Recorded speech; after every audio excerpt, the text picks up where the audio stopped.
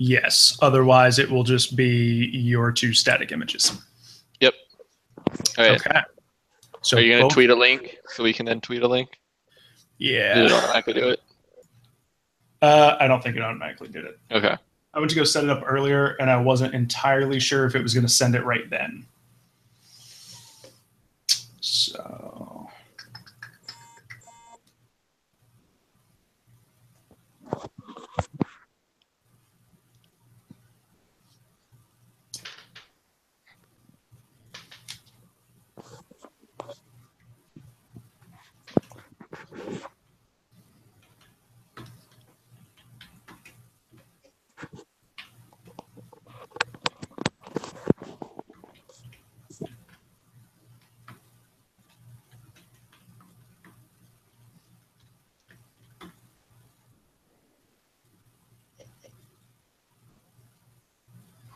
Okay, that's there. Okay. All right, welcome. This is the Natstown Podcast. I'm your host, TJ Landemeyer. We've got Sean Hogan and James O'Hara. Hey, what's up? All right, so let's just run right back to Friday. Was that the Kendrick trade? Thursday, Friday. Kendrick was Friday. Okay. It was when they got rained out, and then they made the trade late night. Right. So that ended up sending. I'm going to pull up these. That's right. The guy who sounds like a fake person. So, Sean, anything that we're missing with McKinsey Mills?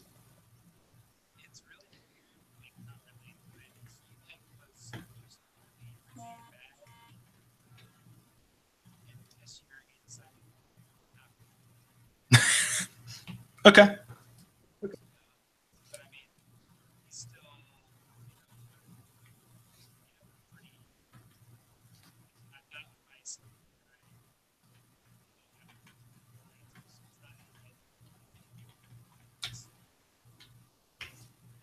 Yeah.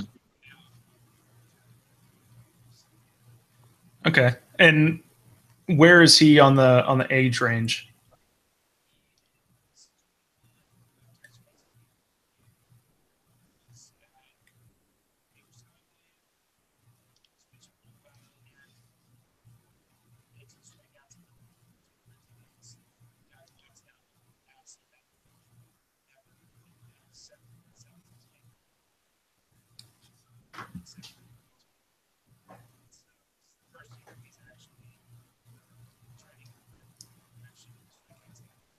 I mean, that's kind of good.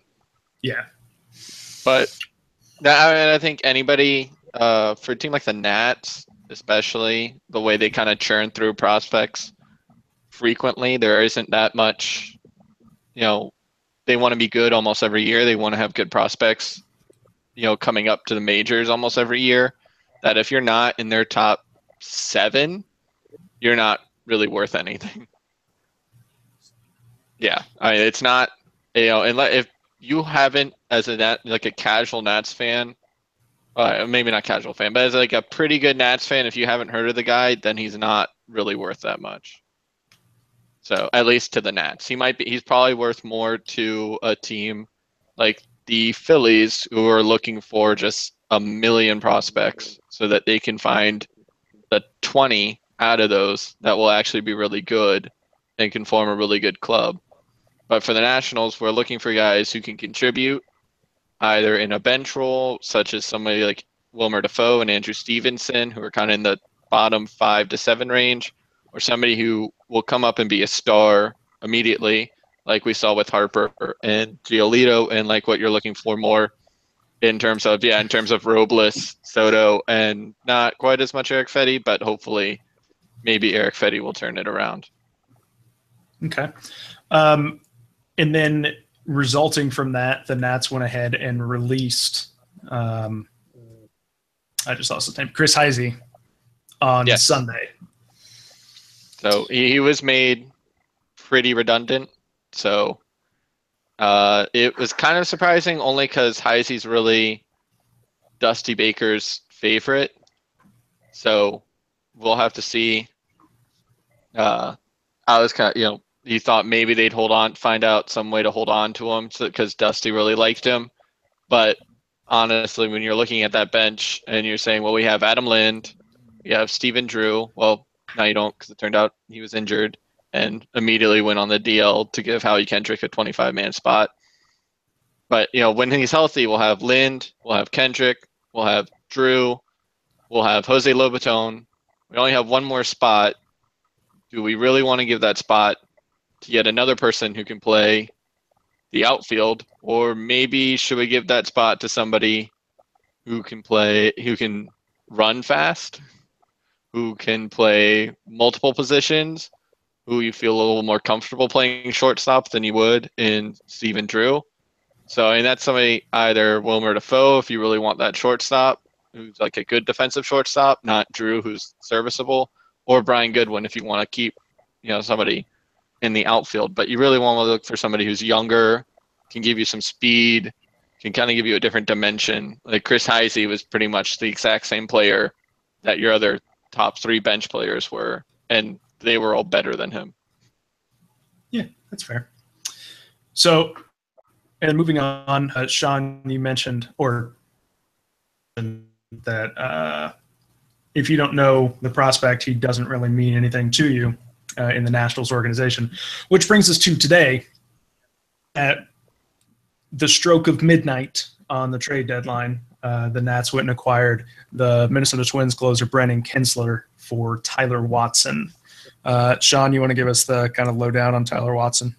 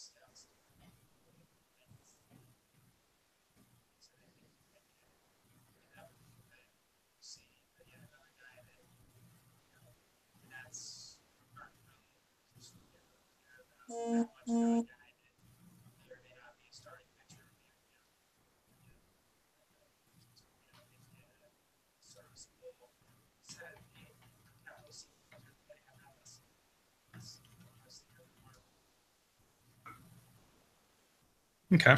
Now, the Kinsler, who they got back, Kinsler, not Kinsler, not to be confused with the Tigers' second baseman. He has done fairly well. He's been a closer in Minnesota for the last year and a half or so, sitting on 50-some-odd saves over that time period. He's got a 2.8 ERA, a 3.6 FIP, if I recall correctly. Interestingly enough, for a bullpen guy, doesn't strike a lot of guys out. Oh, it strikes out. No, you say doesn't strike a lot of guys out, and you think, oh, that's kind of like Blake Trinan. But no, it's like 10% worse than even Blake Trinan. Blake Trinan's like the low end of you think, oh, that's a pretty good strikeout rate. And then his is just 8% worse. Let me look at this up. But he also doesn't walk people. Right. So that is the one benefit, is that unlike Trinan and unlike Solis and unlike Romero and unlike limited time we had Coda Glover, unlike Oliver Perez, and unlike Sean Kelly and Joe Blanton have been this year, Brandon Kinsler actually has a good walk rate.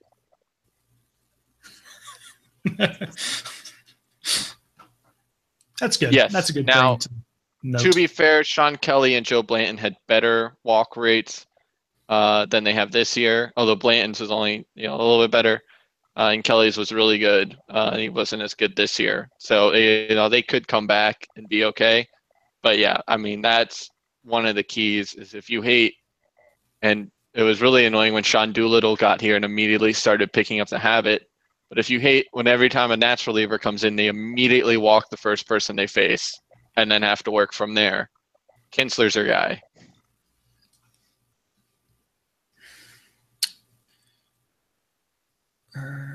So is he going to come in and be the guy in the ninth inning? Or, I mean, the words. What the front office was saying. How about that? Let's try actually phrasing these things correctly. What the front office was saying was that they were essentially going to spend the next couple of months trying to figure out how the back end of their bullpen is actually going to work. That kind of seems like the best way to go about it at this point. No. Yeah. I mean, and Dusty said it'd be a lot of experimenting. By the way, I looked it up. It's a 6% difference in strikeout rate between Blake Trinan and then all the way down to Brandon Kinsler. So wow. It's pretty much all going to be in play. And I don't think the Twins defense was that much better than the Nationals. So he shouldn't, as the Nationals don't have a great defense. They have some pretty good defenders in their premium spots. Turner's been really good at shortstop. Taylor or Goodwin have been very good in center field, and Stevenson, who's now playing center field for a bit, he's also pretty good. Or actually, he's really good. So they have some okay defenders. They have some bad defenders. So it might be a problem, but I don't think the Twins were some really much better defensive team. So he should still be okay with his pitching to contact ways. But we'll have to see. I really wouldn't put him in the closer's role just because I don't trust anybody who can't strike out more than Blake Trinan can. Honestly, I think you should be 25% or above in your strikeout rate, and then I'll start considering you to be my closer. However, that said, Mark Melancon barely scrapes that number. I don't think Zach Britton even gets that many strikeouts. So you can be successful as a closer with not that many strikeouts. I think Kinsler's asking a lot, and I think both Doolittle and Madsen are probably better than him. I think Doolittle at this point seems to be best suited for the role since Dusty's already picked him. But they'll definitely move him around a little bit. But it should be telling that pretty much everyone who follows the Nationals and likes to comment and do kind of deep analysis on Twitter, the first thing we all said was he shouldn't be the closer. So.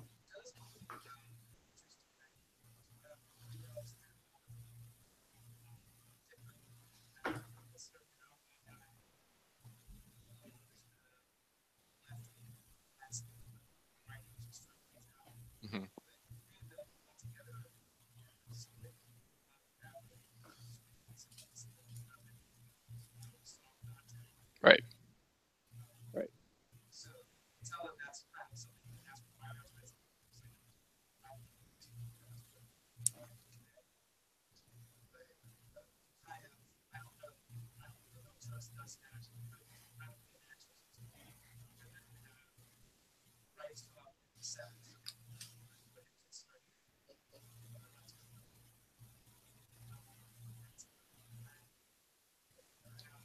Right. Well, and it'll be interesting to see what Dusty does because last year he did play a lot of matchups up until they finally got Mark Melancon, and then that kind of quieted everything down because then it was a lot easier to just say, are there a bunch of righties? Then Trinan in the eighth.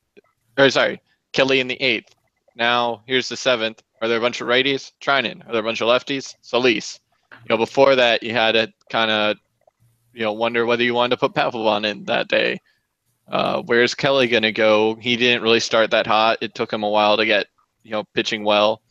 And it's like Trinan faces these righties, and Solis will face these lefties, and Rivera will face these lefties. So, it settled down a bit. I think he could go back to those kind of matchups. I doubt he's really interested in doing that. We'll have to see.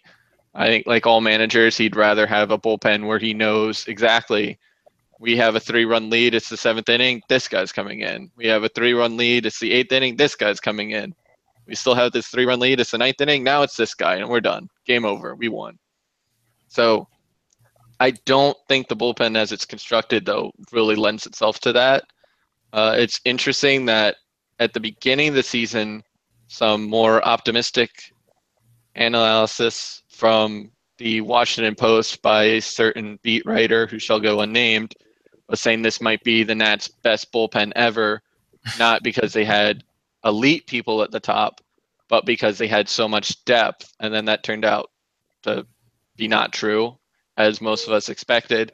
But now they've kind of slowly, if you see Sean Kelly coming back and doing well, and especially if Coda Glover can come back, and it's still kind of unknown, that Coda Glover is really the only one they're not giving any updates on, because they're not been getting great on updates, but we've heard Trey's doing this, Jason's doing that.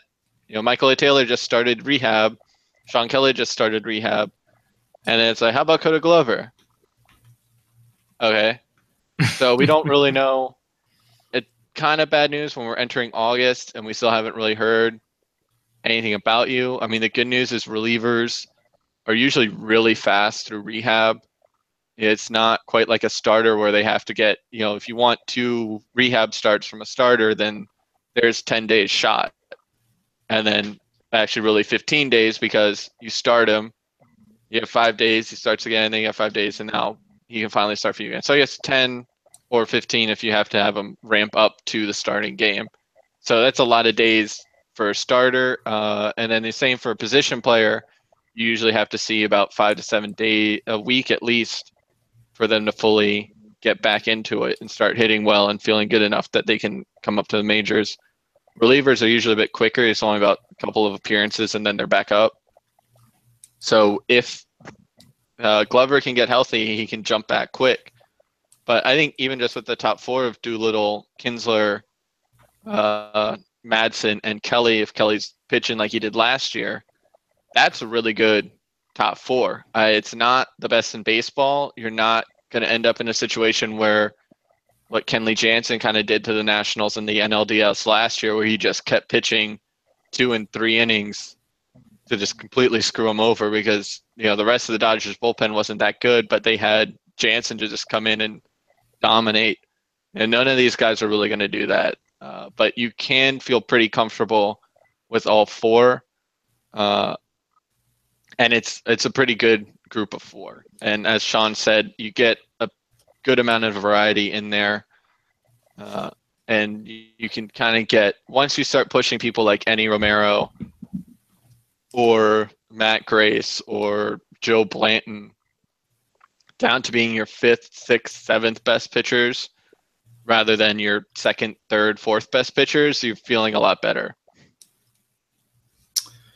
To answer your question here about Glover, 3 weeks ago, there was a story that he was throwing, and then 3 days ago, he had increased his throwing to 90 feet. Ooh. Well, he's going too far.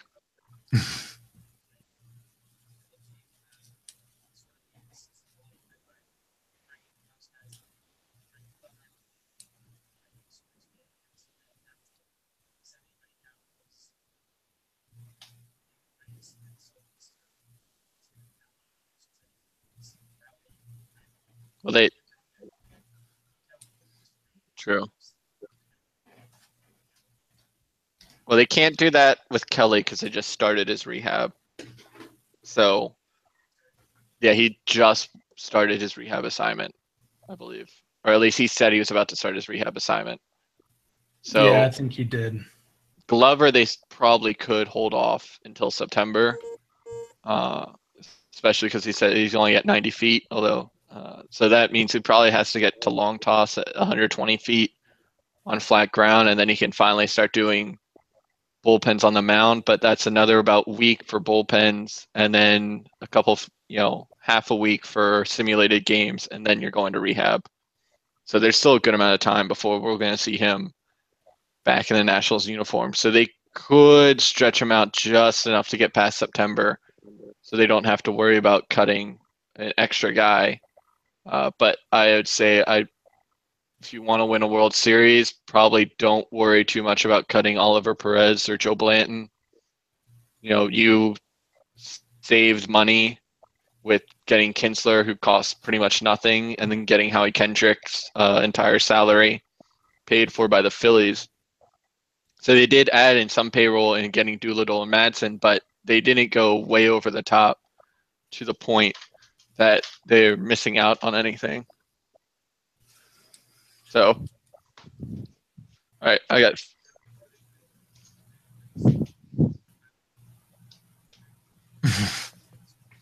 be right back.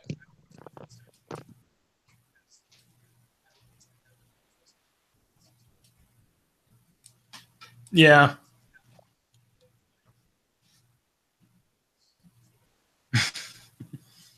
Yeah, that's not typically what you want. And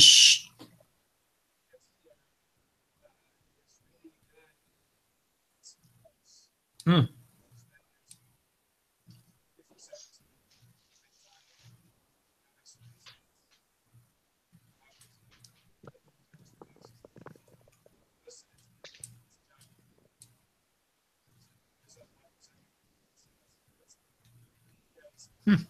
Interesting. Sean Kelly actually threw for Syracuse 2 days ago. So he should be back here in the next, you would imagine, the next couple of days. So around the league, as we go through it, things really started moving. Last night? When we got a couple of trades that came through. The Rockies acquired Jonathan Lucroy, which they're hoping that he can maybe find himself in while playing some moon ball. He's been phenomenally bad.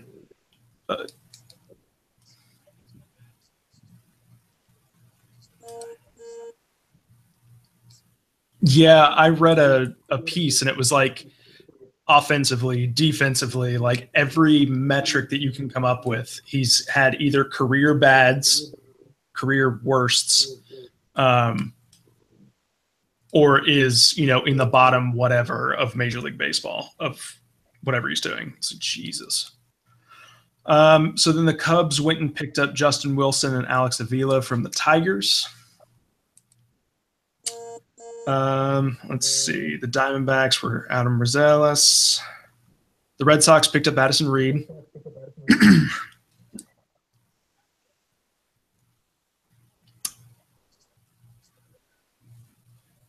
Yeah, they did not do well with their trade deadline.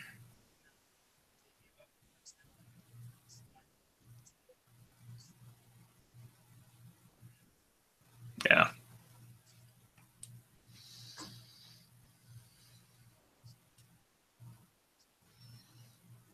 Yeah. But he's also under control for another year, isn't he? So, I mean, worst case, he's your, seventh inning guy? That's not terrible. By the way, guys, not to interrupt, but one, my Firefox crashed, so I'm not currently on the podcasting thing. But two, Sean can't actually be heard on Google Hangouts.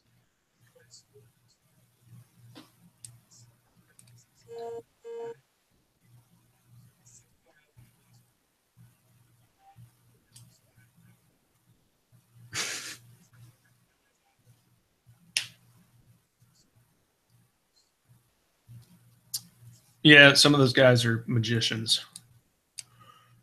Then really the first big piece fell when the Yanks acquired Sonny Gray.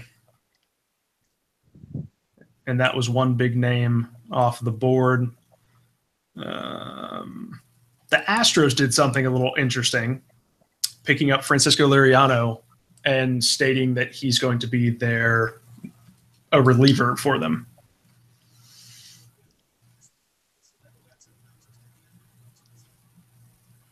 Has he done that role before?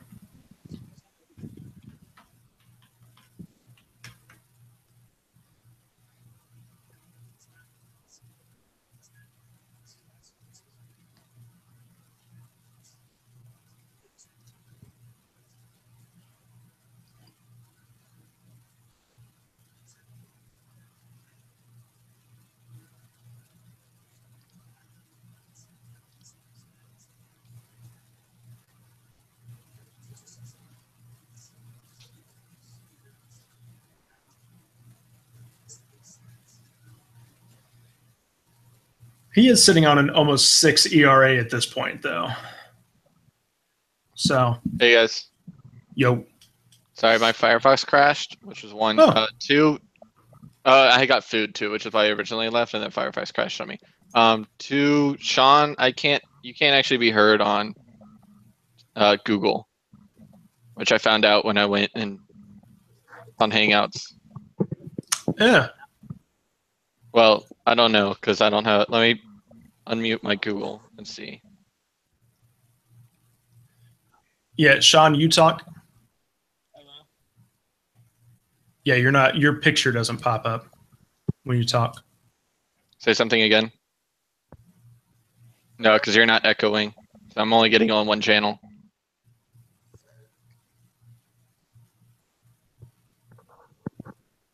This is weird because I'm on my phone. Can you hear me now? At this point, there's 0 people watching it. Yeah. So let's continue with this. Oh, it is echoing for Sean, so he'll be okay. Okay, good. All right, I'll keep going. All right. So yeah, Liriano for his career, if this ever wants to load, it'll tell me how many actual innings he's thrown. Let's see. 43 2/3 as a reliever with the 5.15 ERA, 3.41 career walk, so better than as a starter there. But gives up a lot of hits. Interesting. He's still getting lefties out there here. He's got 17 strikeouts and 1 walk against lefties this year. That's not terrible. 17 to 1's pretty good. I'll take that. I wish Team America do that. So the Dodgers then went to Pittsburgh and acquired Tony Watson. The Brewers reacquired Jeremy Jeffress. What was the story behind this? Why not? They traded him last year at the deadline in the LaCroix trade. Okay. He apparently missed playing in Milwaukee. He was the first person ever to say that, I guess. But he's had kind of a rough last year. But I think he had a DUI, and his performance has been down. I think he's kind of excited to kind of turn over a new leaf there. Next one, person that would have a good balance on this would probably be Ryan Sullivan, because he's got Jefferson's agent. He's been on this show a bunch. Josh, maybe ask him. Let's see. The Dodgers then went and picked up Tony Cingrani, which I don't think there's a player that kind of encompasses more right now of a guy that I heard the name and I was like, oh, that wouldn't be bad. And then I went and looked at his numbers, and he hasn't been good in the last 4 years. Oh no.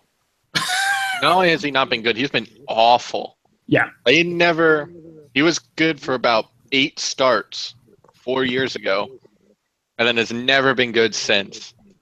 But everybody remembers those 8 starts for whatever reason. And also remembers that he's a left-hander who could throw 98. Or well, I just assume he's been good, right? And then you go look, it's like, oh my God, no. He's been awful. It's terrible.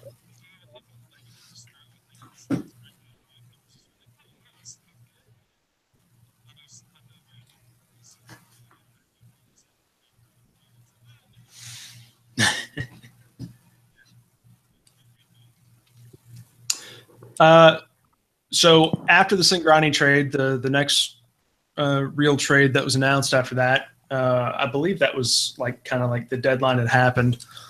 And then the Nats came out and said that they had acquired Kinsler. And okay, good to go. We added one more to the bullpen. And then the Dodgers were like, hang on, guys, we're not done yet.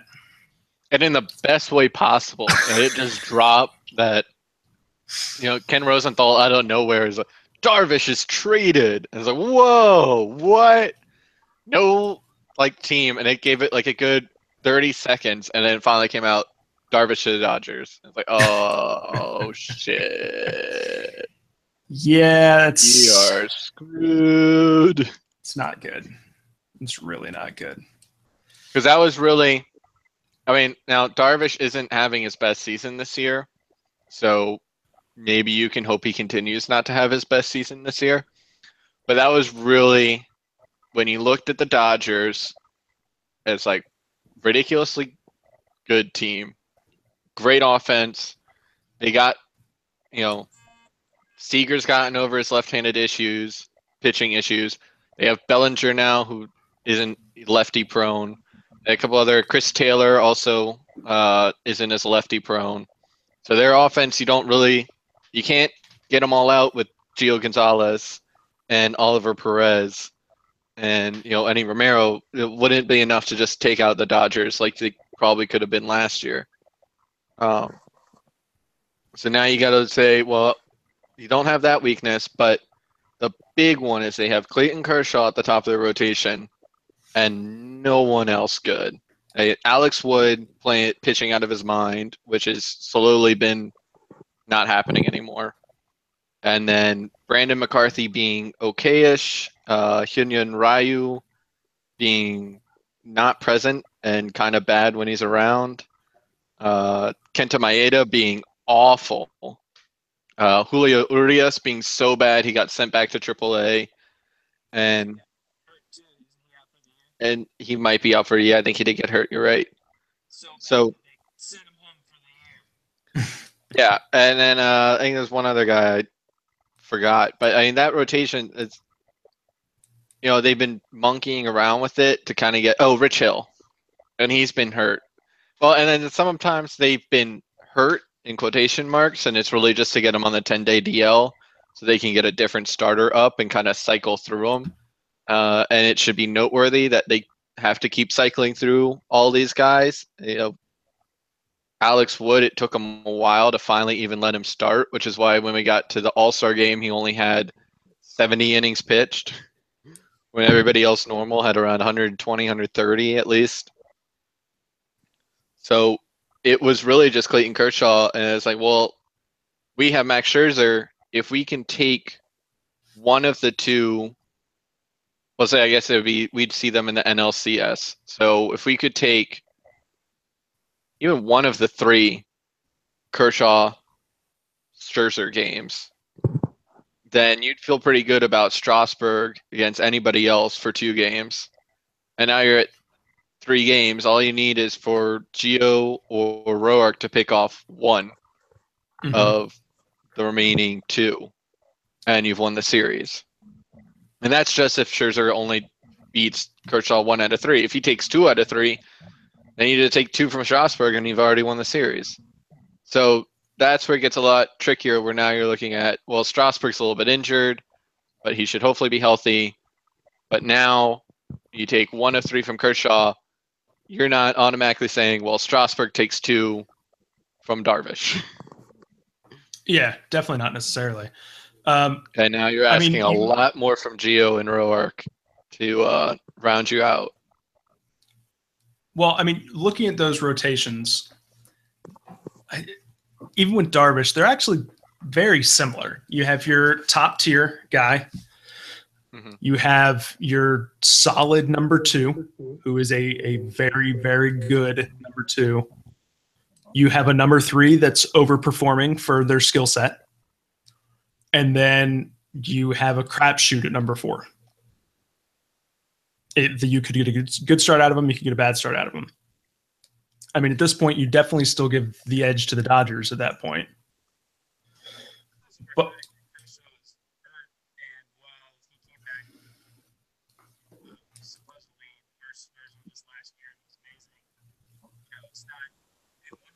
slam dunk that he comes back and is perfect Kershaw again. Just have a guaranteed yet. Well, and that shit gets worse with age. And the more repeated times that it happens, it doesn't get better if it's continuing to repeat itself. So we'll see. It could certainly be fine, and they could go and win the World Series on the back of Clayton Kershaw, but who knows?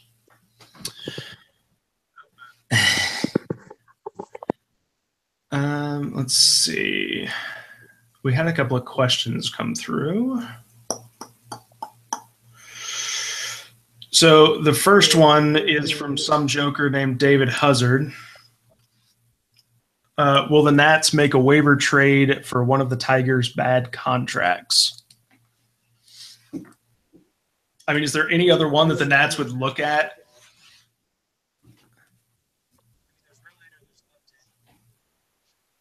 But I'd say that the only reason they would put up Brisbane or Easter with that is not the fact that you're only getting. I assume you can still get a trade. So I guess if they cleared waivers,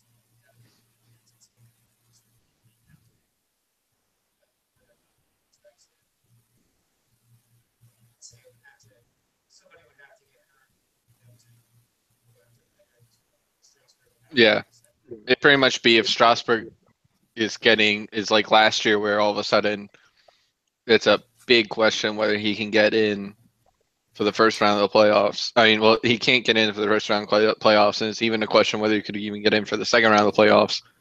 They would almost have to pull the trigger on Verlander because they've already taken on so much for this playoff run and for next year's that you don't want to, like we said, with the Dodgers, with Kershaw and Darvish now, you can't go in with just Scherzer and expect good results.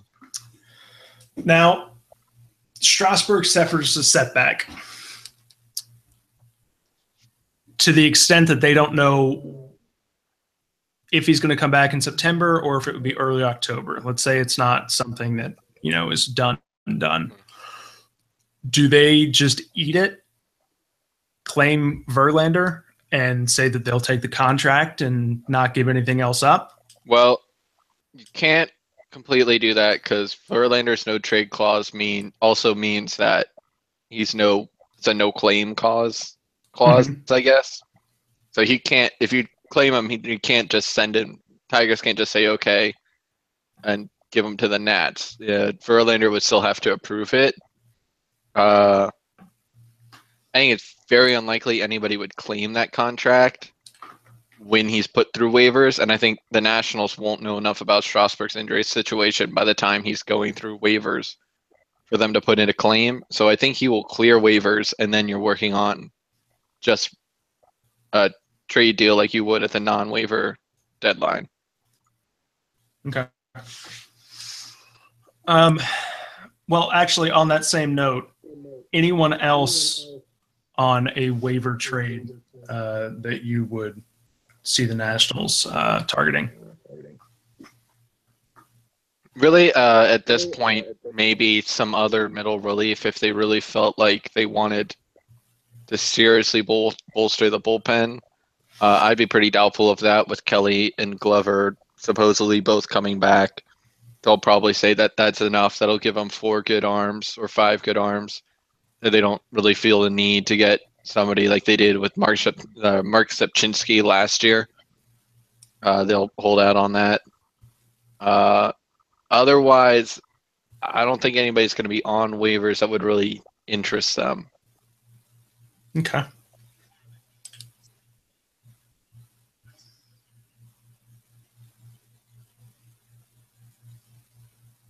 Yeah, because they already got Kendrick, which was really he kind of got a waiver deal before the waiver trade season. Gotcha.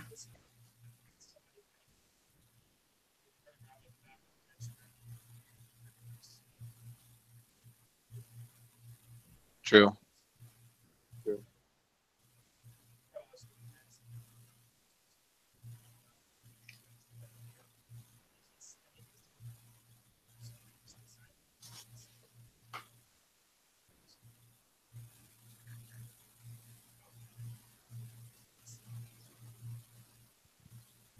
Okay.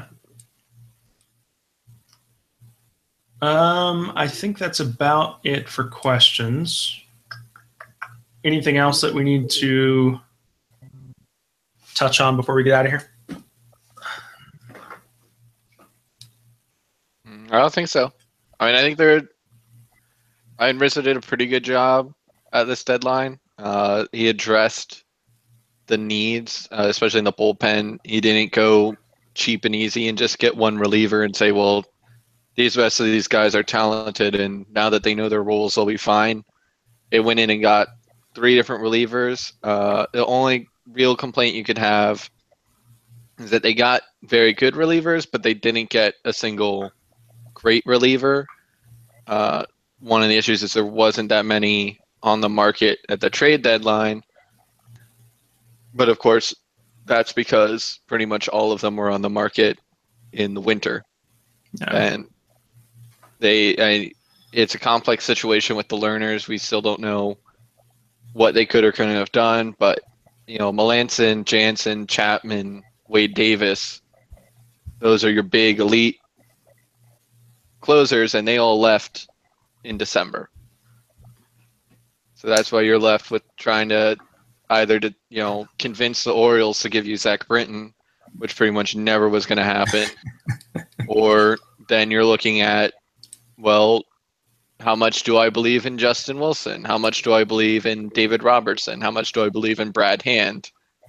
And maybe you believe in them a lot and you think they're at that elite level, but I don't think many people would. Well, and you have to be careful at times like this when there's not the elite guy to start talking yourself into a guy being the elite guy.